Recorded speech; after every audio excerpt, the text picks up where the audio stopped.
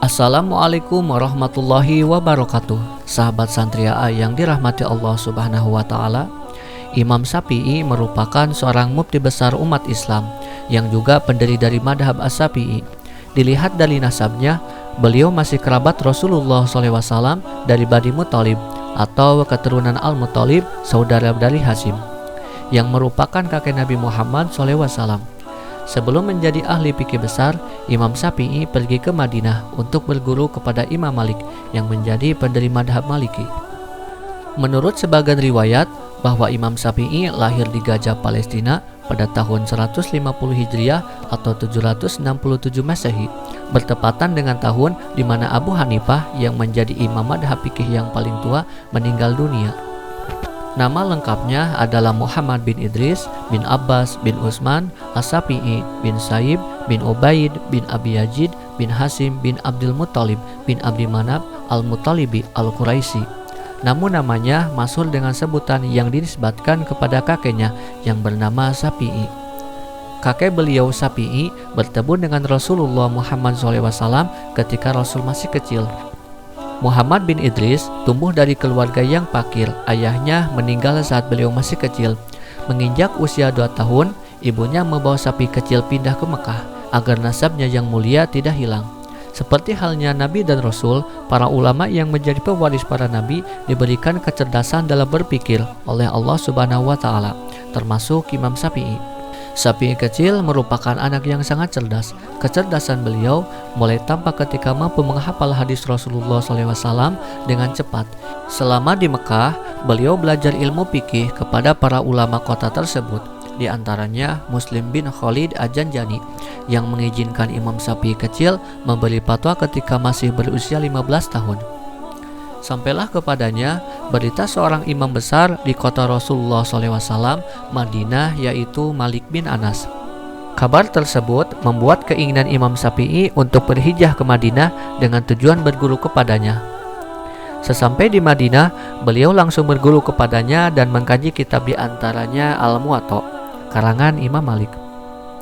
Menurut sebagian riwayat, Imam Syafi'i menghafal kitab Al-Muwatta dengan tebal 2 jilid selama 9 hari. 9 tahun As-Syafi'i tetap tinggal di Madinah sampai Imam Malik meninggal pada tahun 179 Hijriah.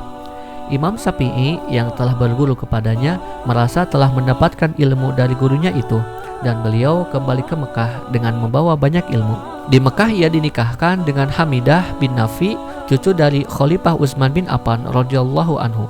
Sama dengan kebanyakan orang, jiwanya menginginkan suatu pekerjaan yang bisa memenuhi kebutuhan hidupnya, dan akhirnya menerima pekerjaan di Yaman sebagai pemimpin Najran. Lalu beliau menegakkan keadilan dan menyebarkannya. Tatkala Imam Syafi'i tinggal di Yaman, keadaan negeri tersebut dipimpin oleh seorang penguasa yang dolim dan lalim. Imam Syafi'i berusaha mencegah kedolimannya agar tidak sampai kepada orang yang ada di bawah kekuasaannya, sehingga hal itu menjadikan pemimpin negeri merencanakan suatu tipu daya dan muslihat, fitnah, dan pengaduan yang tidak benar terhadap dirinya. Dan pada tahun 184 Hijriah, Imam Syafi'i dibawa ke Irak untuk diadili atas tuduhan pemberontakan terhadap Khalifah Abbasiyah. Namun sebab kecerdasan beliau dengan mengeluarkan hujah atau argumen, dan atas rekomendasi Muhammad bin Hasan Al-Syaibani yang merupakan murid terbaik dari Imam Abu Hanifah, akhirnya beliau dibebaskan. Hikmah dari kejadian tersebut, pada tahun 185 Hijriah, Imam Syafi'i menetap di Baghdad. Di sana ia menimba ilmu dari Muhammad bin Hasan. Setelah gurunya wafat pada tahun 189 Hijriah, Imam Syafi'i meninggalkan kota Baghdad untuk kembali ke Mekah dan mengisi kajian fikih serta memberikan fatwa di Masjidil Haram. Setelah 6 tahun mengajar di Mekah, pada tahun 195 Hijriah, Imam Syafi'i meninggalkan Mekah dan kembali menuju ke Baghdad. Selama di Baghdad, beliau berhasil menulis kitab dalam bidang usul fikih yang berjudul Ar-Risalah, dan dalam bidang fikih yang berjudul Al-Hujjah, atau yang dikenal dengan Madhab Qadim.